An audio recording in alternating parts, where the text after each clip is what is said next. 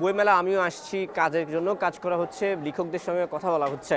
ধরুন আপনাকে তো একটা পাঠক শ্রেণী চিনে, ঠিক আছে, কিন্তু বইমেলায় এসে দেখলাম যে অনেক লেখক, কিন্তু এত লেখকের ভিড়ে সে আগের যে একটা হুমায়ুন আহমেদ কিংবা আমরা যাদেরকে চিনি জাফর ইকবাল চিনি, যে লেখকরা ছিল মুস্তফা আলী, এইদের মতো লেখক আসলে বর্তমানে এসে আসলে সৃষ্টি হচ্ছে না কেন? কি মনে হয় আপনার কাছে?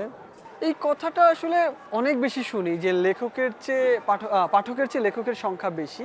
তবে এটা নিয়ে আমাদের ভুল ধারণা আছে। আমরা আসলে বলতে পছন্দ করি সবাই, হয়তো বা নেগেটিভ জিনিসটাকে ছড়াতে পছন্দ করি।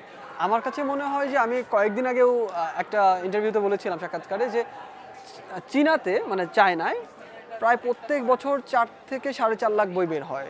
আমেরিকা থেকে 3 থেকে 3.5 লাখ। প্রত্যেকটা বই কি আসলে বিখ্যাত বই অথবা গ্রহণযোগ্য বই? তাহলে তো আসলে ওই এক বছরে বই পড়ে আমরা শেষ করতে পারতাম না।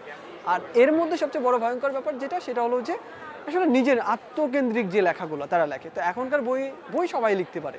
এটা আসলে আমরা পাঠক কোনটা গ্রহণ করব কোনটা গ্রহণ করব না, সেটা আমাদের একান্ত ব্যক্তিগত ব্যাপার। এবং আপনি একটা জিনিস দেখেন, বইমেলায় একটা লেখককে নিয়ে হয়তো অনেক কন্ট্রোভার্সি হচ্ছে, আমি দেখলাম। আমার কথা হচ্ছে তাকে নিয়ে যে মানুষ এত বইমেলা পৌঁছে যাচ্ছে, বইমেলা এই হয়ে যাচ্ছে, কোনো ভালো লেখকের কোনো কবিতা নিয়ে সে পোস্ট করেছে কোনোদিন? আমি কাউকে দেখি নাই যে পজিটিভ কোনো জিনিস সে ছড়িয়ে দিচ্ছে।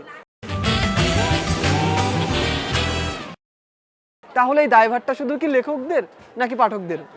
প্রশ্ন থেকে যায় কিন্তু। এবং সবচেয়ে বড় ভয়ঙ্কর যে আমরা পজিটিভ জিনিস আমরা ছড়াতে পারি না। মানে এটা আমার দুঃখের জায়গা, হয়তো বা আমি আমার ব্যক্তিগত মতামত। তো সেই জায়গা থেকে আমি বলবো যে পাঠকের চেয়ে লেখকের, আমাদের বই বের হয় 4 থেকে 4.5 হাজার এই 20 কোটি মানুষের দেশে, তো খুব কম, খুব কম। এবং প্রত্যেক বইকেই যে বিখ্যাত হতে হবে এবং সবাই যে এসে অনেক বড় কিছু হয়ে যাবে। আর আরেকটা প্রসঙ্গে ফিরে আসি, সেটা হচ্ছে যে আমি হয়তো লম্বা করছি, কিন্তু এই ঘটনা, এইটা না অনেক বড় একটা আর শীর্ষেন্দু মুখোপাধ্যায়ের একটা আমি ইন্টারভিউ দেখলাম, সেখানে তাকে বলা হচ্ছিল যে এই সময়ের তরুণ লেখকদের নিয়ে তো এখন নেই, আপনাদের সময় যেরকম ছিল। তখন সে বলল যে আমরা যখন তরুণ ছিলাম আমাদের বলা হতো যে তারাশঙ্কর, বিভূতির পরে আর কোনো লেখক নেই। তারপরে কারা আসলো? সমরেশ আসলো, শীর্ষেন্দু মুখোপাধ্যায় আসলো, হুমায়ুন আহমেদ স্যার আসলো, তাই তো? তো তারাও এই কথাই শুনে আসছে। তো আমরা এখন এটাই শুনছি।